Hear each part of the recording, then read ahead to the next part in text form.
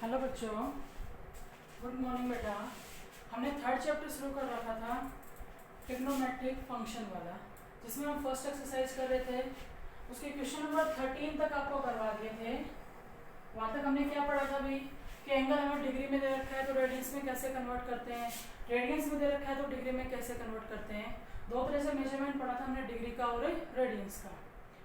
और एक हमने पढ़ा था जैसे थीटा निकालने का फॉर्मूला है वो क्या था, L बाई आर, जहाँ पे L क्या था, लेंथ ऑफ आर्क, और R क्या था, हमारी रेडियस। इसके क्वेश्चन नंबर 13 तक हो गए थे। नेक्स्ट सुनो 14th क्वेश्चन। 14 में कहते हैं अभी कि हमें रेशियो निकालना है रेडियस का, ratio of radii, radii word radius का प्लूरल है। कहते हैं रेडियस का रेशियो निकालना है अगर दोनों सर्कल के अंदर जो लेंथ ऑफ आर्क है ना वो क्या है, सेम। और फर्स्ट में जो एंगल बनाया वो एंगल तो है 30 डिग्री का, और जो दूसरा सर्कल है उसमें जो एंगल बनाया वो एंगल हमारा कितना है, 70 डिग्री का। देखो इधर अगर हम फर्स्ट सर्कल की बात करें तो जो आर्क ऑफ लेंथ है, आर्क ऑफ लेंथ है वो दोनों में सेम लेनी है, फर्स्ट में भी और सेकंड में। यहाँ पर भी जो आर्क ऑफ लेंथ है वो आपको क्या लेनी है, L। यहाँ हमने एंगल के लिए θ1 ले लिया जो दे रखा है 30 डिग्री, और यहाँ एंगल के लिए θ2 ले लिया जो दे रखा है 70 डिग्री। जैसे हमें डिग्री नजर आया तो हम इसको डिग्री से क्या बना लेते हैं, रेडियंस, क्योंकि इसको डिग्री में यूज नहीं करते। जब रेडियंस में कन्वर्ट किया तो ये आ गया π/6 रेडियंस। जब इस एंगल को डिग्री से रेडियंस में कन्वर्ट करेंगे तो π/180 से मल्टीप्लाई कर दिया तो ये हमारा कितना आ गया, 7π/18 रेडियंस। यहाँ पे हमने रेडियस के लिए ले लिया R1 और इसमें हमने रेडियस के लिए लिया R2। हमें R1 रेशियो R2 निकालना है, दोनों में जो रेडियस का जो रेशियो है वो बताना है। पहले ही बताओ, थीटा निकालने का फॉर्मूला L/R होता है। हमें निकालनी यहाँ पे रेडियस, तो रेडियस निकालने का फॉर्मूला क्या होगा, L/θ। यानी कि यहाँ पर अगर हम R1 निकालते हैं तो उसको L/θ1 लिखेंगे, और यहाँ पर अगर हम R2 निकालते हैं तो उसको L/ क्या लिखेंगे, θ2, क्योंकि क्वेश्चन के स्टेटमेंट के अकॉर्डिंग दोनों में लेंथ ऑफ आर्क क्या दे रखी है, सेम। एंगल उसने दे दिए और उन दोनों के रेडियस का रेशियो हमसे पूछ रहे हैं। तो यहाँ बताओ, देखो लेंथ ऑफ आर्क तो आपकी L ही रहेगी, एंगल हमारा रेडियस के फॉर्म में क्या आया, π/6, तो 6 ऊपर चला जाएगा। अगर हम यहाँ से निकालते हैं R2 तो L/θ2, θ2 7π/18, तो 18 आपको ऊपर मल्टीप्लाई में चला जाएगा। और आपको चाहिए क्या था, R1 रेशियो R2, तो R1 क्या है, 6L/π, और R2 क्या है, 18L/7π। तो देखो बेटा पाई से पाई आपका कैंसिल हो गया, L से L आपका कैंसिल हो गया, यानी कि हमारे पास यहाँ तो 6/1 बचा और वोल्टा लिखेंगे तो 7 क्या आएगा, 18। 6 में कैंसिल कर दे तो ये कितना आ गया, 3, यानी कि R1/R2 7/3 आया। या हम ये कह सकते हैं कि दोनों में जो रेडियस का जो रेशियो है वो कितना हो जाएगा, 7:3। कर लोगे। फिर सुनो, ये कहता है कि दो सर्कल हैं, दोनों में जो लेंथ ऑफ आर्क है वो तो है सेम, एंगल दोनों के दे दिए, एक में 30 डिग्री एक में 70 डिग्री। कहता है दोनों में जो रेडियस आएंगे ना रेडियस का क्या बताना है, रेशियो।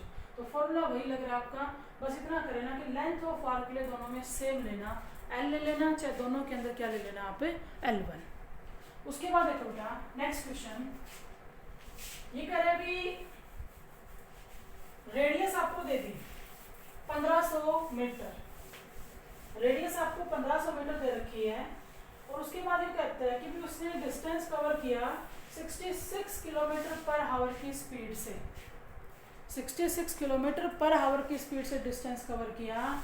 और ये कहते हैं भी ये बताओ कि भी 20 सेकंड के अंदर, 20 सेकंड तक वो अगर उसको स्पीड तो उसकी क्या है 66 किलोमीटर पर आवर, और वो चल कितनी देर तक रहा है, 20 सेकंड तक। तो हमें क्या बताना है, एंगल बताना है। देखो इधर सबसे पहले तो जो रेडियस हमारी है ना 1500 मीटर, मीटर में है, और जो उसमें स्पीड दे रखी है वो 66, जो डिस्टेंस दे रखा है 66 किलोमीटर पर हावर, एक तो वो किलोमीटर में है, और जो इसने मूव किया वो तो 20 सेकंड तक किया, और यहाँ दे रखा है हावर के अंदर। इधर देखो, एक घंटे में उसने कितना डिस्टेंस कवर किया, 66 किलोमीटर। अब 66 किलोमीटर कह दो या 66 इंटू में 1000 मीटर कह दो, मीटर में कन्वर्ट कर लिया।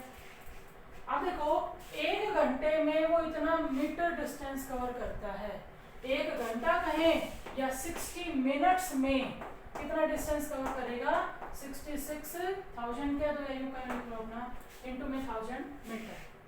अब 60 मिनट में अगर इतना डिस्टेंस कवर करता है तो एक मिनट में कितना डिस्टेंस कवर करेगा, 66 इंटू में 1000 अपॉन में 60। ये आ गया एक मिनट का। एक मिनट यानी कि 60 सेकंड में वो 66 इंटू में 1000 अपॉन में 60 मीटर डिस्टेंस कवर करता है। और 60 मिनट का दे दी, 60 सेकंड का निकाल लिया हमने। अगर हम यहाँ से एक सेकंड का निकालेंगे तो ये 66 इंटू में 1000 अपॉन में 60 और फिर से अपॉन में 60 मीटर आएगा पर सेकंड। अब यूँ कहते हैं वो कितनी देर तक मूव करता है, 20 सेकंड तक। तो 20 सेकंड का अगर हम निकालेंगे तो यहाँ मल्टीप्लाई में आपका कितना आ जाएगा, 20 मीटर। इसको सोल्व कर लो, देखो ये कैंसिल हो गया, ये कैंसिल हो गया, 6 से कैंसिल हो गया 11, यहाँ हम ये कर दें 2 से तो ये हमारा 3 और ये कितना आ जाएगा 10। तो ये हो गया 1100 अपॉन में 3 मीटर। देखो रेडियस उसने दे रखी थी 1500 मीटर, लेंथ ऑफ आर्क हमने निकाल ली कि 20 सेकंड के अंदर वो कितना मूव कर रहा है, 1100 अपॉन में 3 मीटर। अब हमें क्या चाहिए, थीटा। तो थीटा निकालने का फॉर्मूला क्या होता है, L बाई आर। L हमारा कितना है 1100 अपॉन में 3 और रेडियस कितनी है 1500 मीटर। करो सोल्व, ये आपका कैंसिल हो गया, 11 अपॉन में 45 आएगा। ये एंगल रेडियंस में आ रहा है। अगर वो आपसे डिग्री में पूछ रहे हैं ना तो आप पहले रेडियंस की क्या बना लो, डिग्री। क्या बताया था, 180 अपॉन में पाई से मल्टीप्लाई कर दो। अब पाई आपका यहाँ कैंसिल नहीं हो रहा तो पाई की हमने क्या रख दिया 22 अपॉन में 7 और इसको सोल्व कर दो। ये यहाँ कैंसिल हो जाएगा 2 पे, ये कैंसिल हो जाएगा 4 पे, फिर ये 2 पे, तो थीटा आपका सीधा आ गया 14 डिग्री। कितने डिग्री का एंगल बनेगा, 14 डिग्री का एंगल बनेगा। देखो इस क्वेश्चन में साफ साफ था, रेडियस आपके पास थी 1500 मीटर, इसने डिस्टेंस बता दिया था किलोमीटर पर हावर में। हमने पहले उसको मीटर पर सेकंड में कन्वर्ट किया और उसके बाद ये निकाला कि 20 सेकंड में कितना मूव करता है, वो आपकी लेंथ ऑफ आर्क होगी। थीटा निकालने का फॉर्मूला होता है L बाई आर, और इसने हमसे जो पूछा था वो डिग्री में पूछा था तो आपको डिग्री में ही कन्वर्ट करके बताना पड़ेगा। नेक्स्ट क्वेश्चन सुनो, यू कहते हैं एक वायर है, वायर की जो रेडियस है ना वो 3 सेंटीमीटर है। कहते हैं जो वायर है उस वायर की जो रेडियस है, उसकी जो मोटाई है उसकी जो रेडियस है वो 3 सेंटीमीटर है।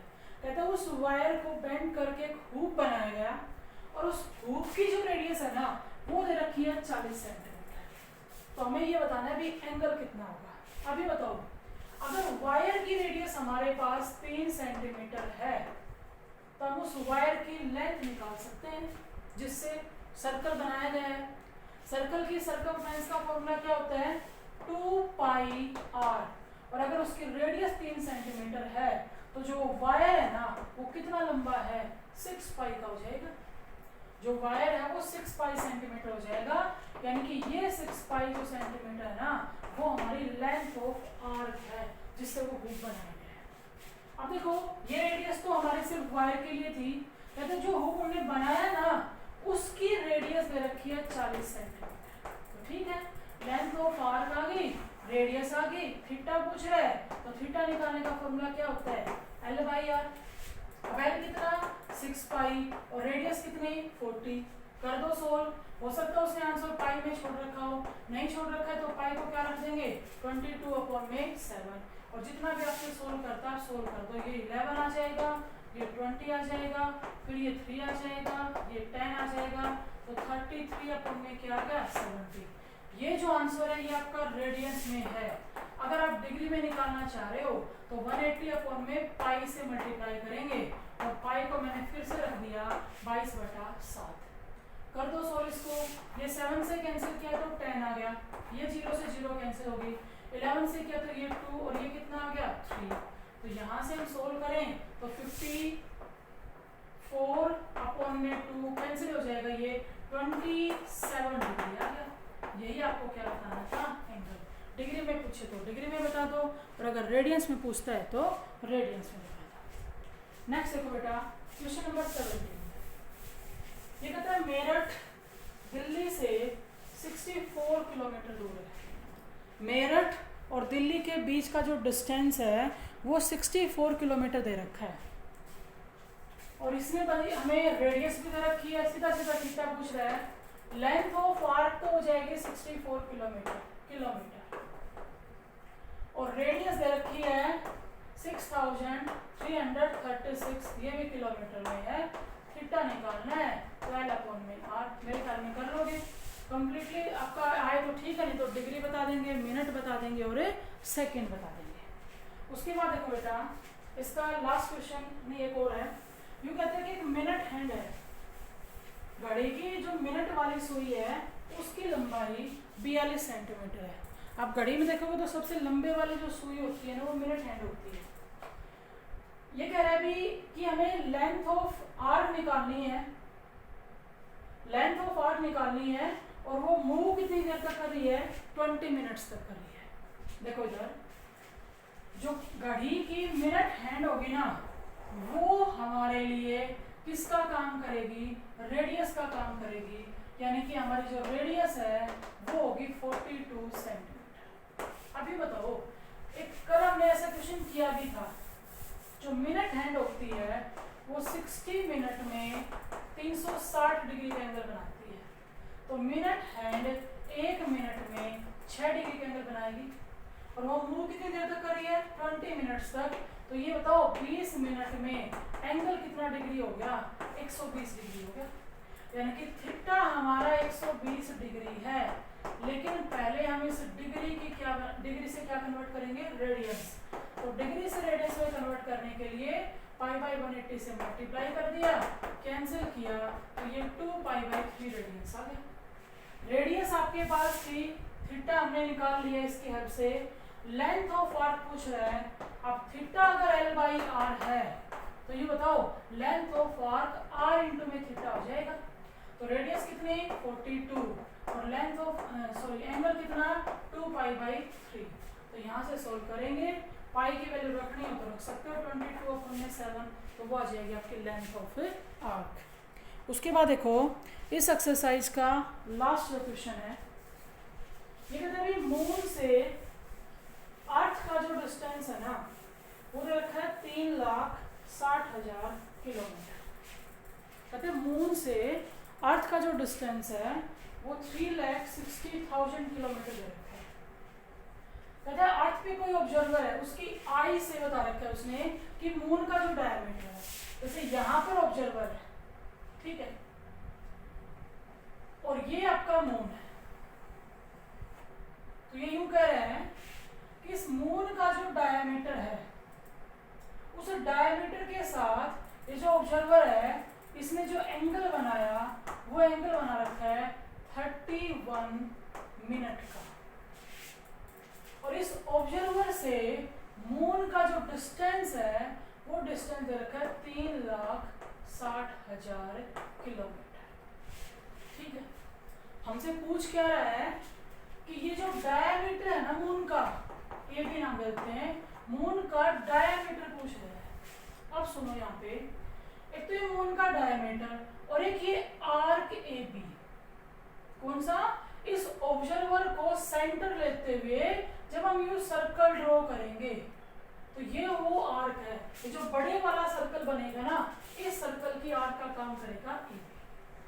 यहाँ पे जो AB डायमीटर है और जो आर्क AB है वो अप्रोक्सीमेट होंगे। तो हम इस बड़े वाले सर्कल की हेल्प से, रेडियस हमारे पास है, अप्रोक्सीमेट डिस्टेंस के बेस पे लेंगे हम, रेडियस हमारे पास है, थीटा हमारे पास 31 मिनट का है, तो हम आर के भी निकाल लेंगे और जो आर के भी होगा ना उसी को डायमीटर ए भी कहेंगे, अप्रोक्सीमेट वैल्यू हो जाएगी, नियर बाय। देखो बेटा, यानी कि यहाँ पे रेडियस का काम तो कौन करेगा, 3,60,000 किलोमीटर। अब ये जो एंगल दे दिया 31 मिनट का, तो पहले तो मिनट से डिग्री में कन्वर्ट कर दिया। अब मिनट से डिग्री में कन्वर्ट करने के लिए आपको क्या होता था, 60 से क्या कर दो डिवाइड, उसके बाद इसको डिग्री से रेडियंस में कन्वर्ट करने के लिए पाई बाई 180 से क्या कर दिया मल्टीप्लाई, तो ये आ गया हमारा रेडियस। तो ये तो हमारा थीटा है और ये हमारी क्या है रेडियस।